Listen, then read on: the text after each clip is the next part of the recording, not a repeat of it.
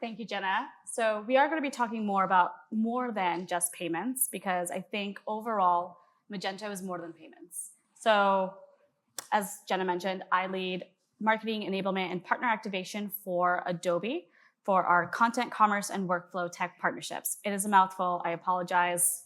We'll never put it on a business card.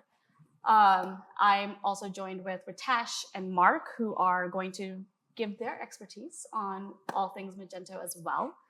But what I want to kick off is the biggest or the number one thing that we hear about on the Adobe side is about how do we make sure that we are customer focused, and how do we help the brands and retailers that we work with become customer focused. So it is a big topic for us, and you'll hear more about this also in other sessions, summit, anywhere that we speak about, because at the end of the day, we want to make sure our customers are successful.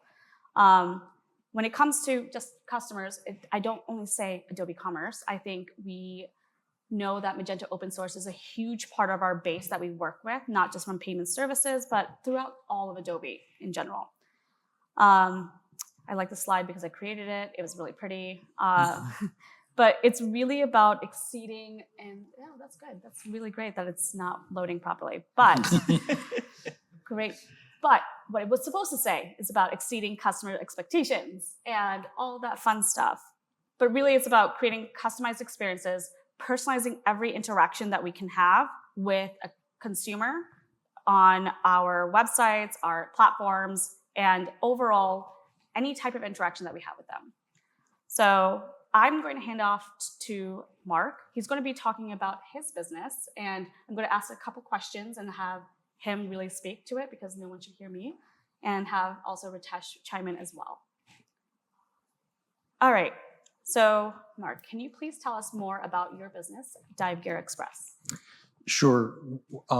We sell equipment to a very boutique market of highly experienced, what are called extended range recreational and technical divers, scuba divers. What we sell, a good portion of it kills people. And it's life support. And our customers are very knowledgeable, very focused individuals who are looking for equipment to support their hobby. Okay. Well, so with your clientele being very niche and your business being very niche, I do want to talk about how you have created a business that is very customer centric. So how are you able to do that within your sites right now? Well, first off, I'm one of my own customers. I came from an environment where I did exactly what I'm selling to other people. So I have some fairly innate understanding of who my customer is because it's me. And we've done various surveys over the years. We do it about once every year or two, asking our customers questions. Plus, we collect a lot of feedback from our customers and use that to optimize the content on the site and navigation, things like that. The site is not static. I touch it probably almost every day, Monday through Friday, and add a little bit of content. Navigation, we used to tweak a lot. Over the years, it's gotten so perfected that navigation doesn't change much. But I'm very sensitive to what my customers want to do. And what they want to do is come to my site, find the item that they want to buy it, put it in the cart, check out, and leave. The average customer on my site spends less than 5 minutes. But it's very highly rated and reviewed by our customers. As I was showing you later, Google's customer reviews, we have about a little over 800 reviews, I think, in the last year, and we have a perfect 5.0 score. And the thing that is extremely frequently mentioned in the reviews is how easy it is to use our site. Can you also expand how, so you have Dive Gear Express, but can we talk about Poseidon and what you're doing there? Sure. So the Dive Gear Express is a B2C site. We're selling to end users. And in the last year, we've had an opportunity to build a B2B site for one of our suppliers. Poseidon is a brand name for extreme exposure equipment. It's right now, it's the only regulator that's being used by the U.S. Navy for SEAL Team 6. They lock out of submarines at depths you would not believe and go diving. And then go back to the submarine. And they're using equipment that I'm selling, Poseidon brand equipment. We had an opportunity, because we had gotten so good at doing logistics for consumers, to do the same logistics for one of our vendors. And that's how the Poseidon diving.us website got built. So you have Poseidon, you have Dive Gear Express. Mm-hmm. But you told me that you went from M1 to M2. So that was the Dive Gear Express website, which has been in existence since 2002. We were an early adopter of Adobe's M1, or what was then Magento M1. It wasn't Adobe at that time. And we went through the versions of M1. And then we did a migration to M2 very early after M2 came out. And we migrated, and we've kept up with M2. We're currently on 2.4.7-P3. Awesome. Were there any pain points when you were going from M1 to M2? Oh yeah, it was horrible. It was terrible. It wasn't easy? What? Mm-hmm. It wasn't easy? It wasn't It's not. No, there's nothing easy. It was pretty bad. In fact, we had a couple of false starts attempting to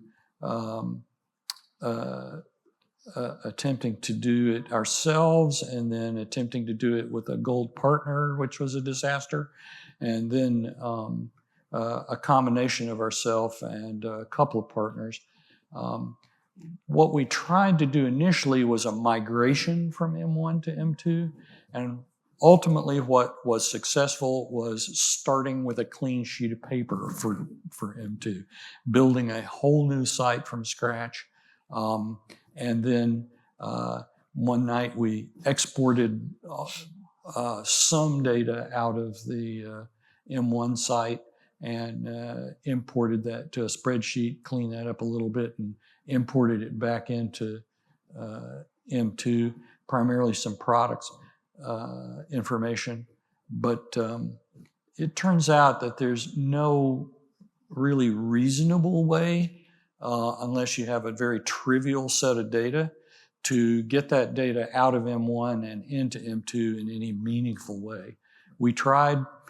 We even wrote a custom application to try and do it, and it was never satisfactory. We just gave up. And knowing what I know today, if someone was doing an M1 migration, that's exactly what I'd tell them. Don't even think you're going to recover anything from the old site. Just start fresh.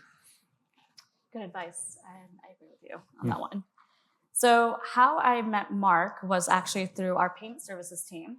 So he has started implementing some of what we've created from our partnership with PayPal and what we've created for Adobe Commerce and Magento open source. So obviously payments is my zhuzh, and Ritesh is also very involved in the side. But I want to understand, what are you looking at in the future, whether it's this year, going into next year, or the next 5 years? Well, so our payments, to address the payments issue, what's going on there is we've used several different payment provider backends over the years, and they've all had pretty significant limitations. Authorize.net, and some of the others. But what we really wanted to do was be phone friendly. And that led us to Braintree, which is a division of PayPal. And Magento natively supported a Braintree extension built in. And so that gave us the ability with Braintree to accept payments originally for Apple Pay and then later Google Pay. And from there are some issues with that Braintree extension. The biggest one that we found was that incredibly the third-party developer doesn't have a live credit card to test it with. And, and so it's only tested in sandbox mode.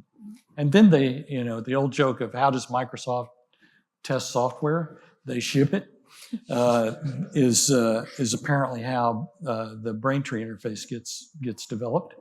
And so we would get it, put it into production, and we would test it ourselves, obviously, and I used my personal credit cards to do that. But again, that's one person making a few orders saying, well, it's not entirely broken. And then, of course, we'd put it into production and the phone would start ringing.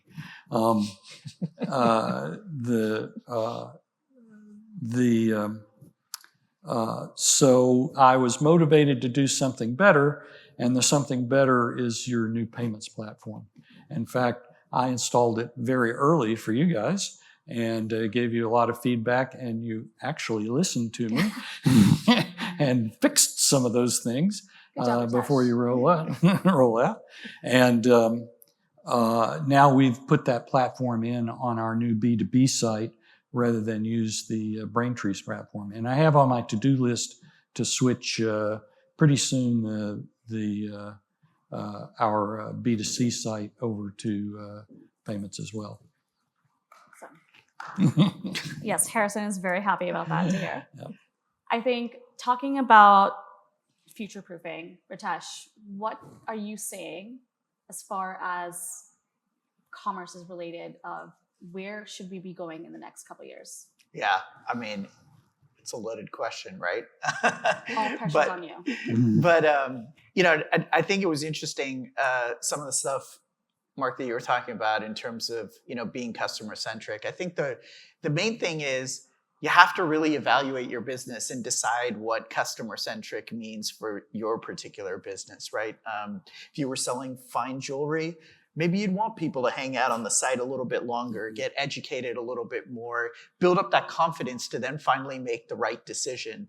In Mark's case, it's like, people know exactly what they want. They already how can I make this as frictionless as possible and get them on their way?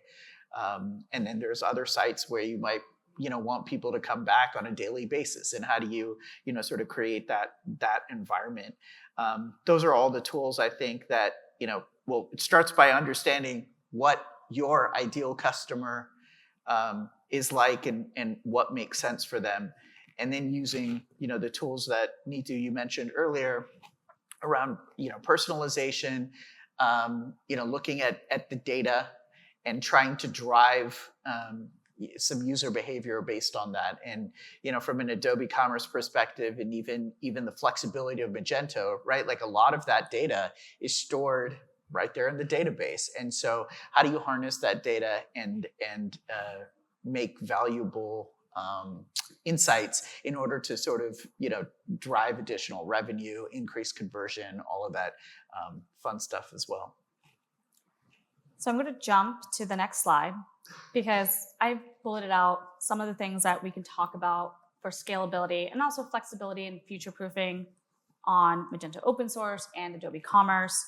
I think overall, we want to make sure that we are being as customer-centric as possible, focusing on not just, hey, AI is everywhere, but AI doesn't always work for every situation.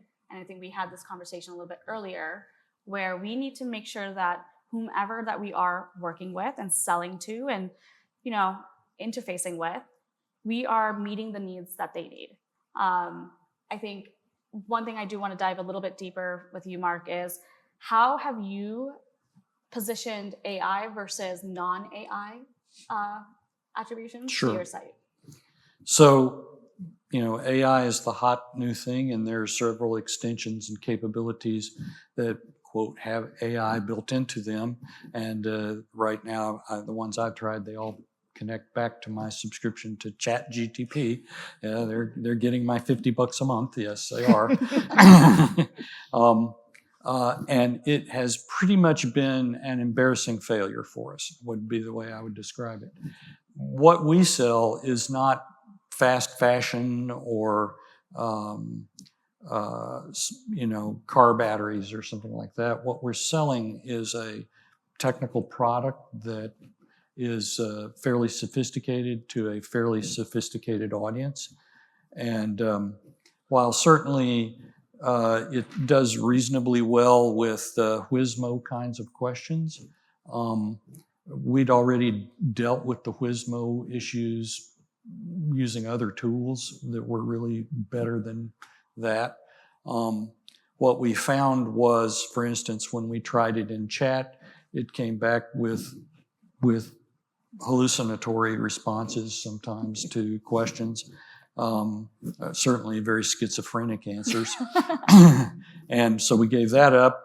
I tried it using generated product descriptions, for instance, to take product descriptions, and I found I had to read what it produced for product descriptions so carefully for the occasional insane comment embedded in the middle of it that I couldn't trust it, and I wasn't really saving any time. I could use it to generate sort of bare bones outlines that I could then polish up, and it's been reasonably helpful there, but I don't integrate that into the site. We've tried 2 or 3 other approaches. We tried some kind of AI-based search engine that would, again, return humans did better. I think anybody who's been annoyed by the AI summaries at the top of Google understands that. We've tried some other, for instance, I tested for a little while a product suggestion tool that would suggest related products based on the product you're looking at. Well, here's some other products. Well, it turns out that just because somebody who bought a dive mask also bought a dive knife doesn't mean that every time somebody who's looking at knives or masks needs to buy the missing item. This is not McDonald's. We don't necessarily need to ask, do you want fries with that? So we went back to a curated yes, this item, if you're buying a mask, maybe a mask strap might be a good idea, maybe mask defog, but we know that and could put that in. So for our website, AI is a long way from being particularly useful. I did use AI when we migrated from PHP 8.2 to 8.3 recently to touch up some stuff that frankly should never have been there in the first place because I'm not a great PHP coder, but it was handy that way to tell me what was wrong with that line. But overall, it hasn't delivered on the promise. It is.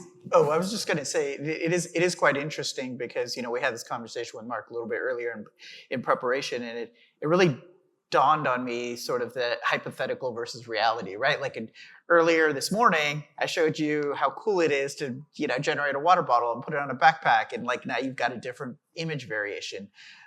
Certain cases that might make sense, and in certain cases or multiple examples that you gave doesn't make sense.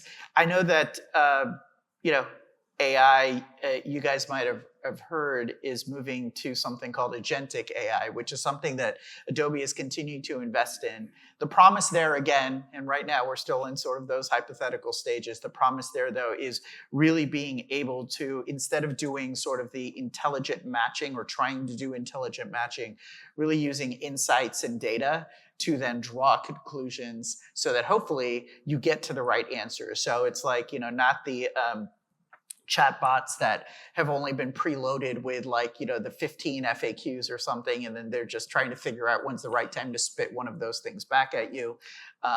But actually being able to internalize some of the data and overall buying patterns and stuff like that, maybe times of the week and payment methods and that type of thing, and then making suggestions based on that. So fingers crossed that this sort of next level of AI becomes a little bit more valuable. But I think that the lesson here is, don't blindly go forward with a peanut butter approach, because you might end up destroying your site instead. Very true. So I know we have 5 more minutes left. I think from both of you, if you can give one piece of advice to everyone that's here, what would it be as far as, one, you being a longtime Magento user, for people that are either looking at Magento, thinking about upgrading from M1 to M2 in general? A major portion of we didn't talk about this, but a major portion of my time these days is spent trying to keep people from breaking into my site. I would say on a near daily basis, either Russia or North Korea is trying to break my checkout flow with literally attacks per hour, especially the ones coming out of North Korea. I've had several attacks on my site by giving, back in the more naive days, I would give access to my production site to my gold partner developers and invariably there'd be somebody in there behind them because their own systems were compromised, right? So now, of course, I have a completely independent clone of my site that's developed, that I've stripped anything worth having out in terms of data on literally a virtual machine that I spin up and spin down separately for developers. That's a major annoyance, but I would say my advice to anybody right now is, if you're not spending serious time and money on security for your e-commerce website, you're compromised right now. There's somebody in your site scraping credit cards. It's one of the nice things about the PayPal interface is all of those credit cards are out of band. They never pass through your system. The little fields that they're typing into are not fields in your server. They're fields out at PayPal. It's their problem, not mine. And so,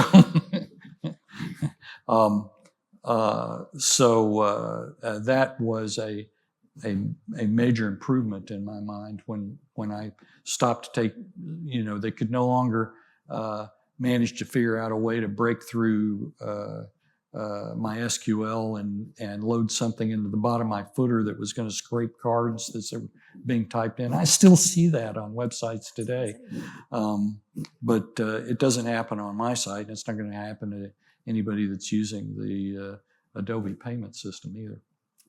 Yes, we like to blame PayPal for everything. Just kidding. But yes, having hosted fields and not having to worry about having that stored in your admin, your backend for a commerce site. Yep. That is it helps with the security side. It absolutely does. Yeah. Ritesh? Yeah, I mean, I'll quickly just talk about the fact that, the flexibility of Magento is a blessing and a curse, right? And, I've worked with a lot of merchants, let's say, and, you come to a conference like this and you hear all these great ideas and then you just want to go back home and do them all. I would say focus, and it sounds like a no-brainer, but one step at a time, and then build it out. So whether it's the purchase process and maybe optimizing your product descriptions, or how many payment methods you have on a page, or it's the how many steps can I reduce in the buyer journey, and do I need all of those things there? Or maybe it's a focus on the conversion steps or retention or upsell, right? Depending on they're all important at the end of the day, and they all drive revenue, but you can't do them all at once. And if you do them all at once, then you've got too many variables that you're playing around with. So I would say be agile, but do them one at a time, measure, and then optimize the site that way. Awesome. Thank you, Mark. Thank you, Ritesh. And the only piece of advice that I will give, come visit us at the Adobe booth, but also visit everybody's booth, because we all learn from each other to figure out what is best for every single situation. So thank you, everyone. And yeah. Thanks. Thank you, guys. We have time for maybe 1 or 2 questions. If anyone has any, I can bring the mic to you. Yeah.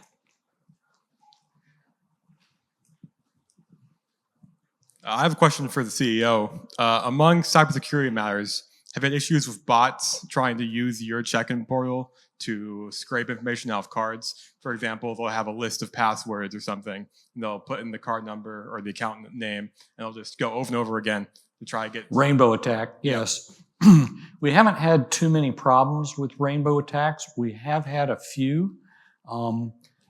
Magento's out-of-the-box settings kind of makes that tough, because after a while, pretty quickly, it's going to start locking out accounts from failed attempts. And I lowered that a little bit on mine. And we've had a few successes where,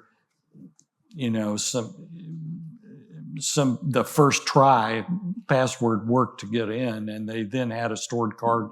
But again, they can't export that and use it anywhere else, so they're just ordering something they want to steal.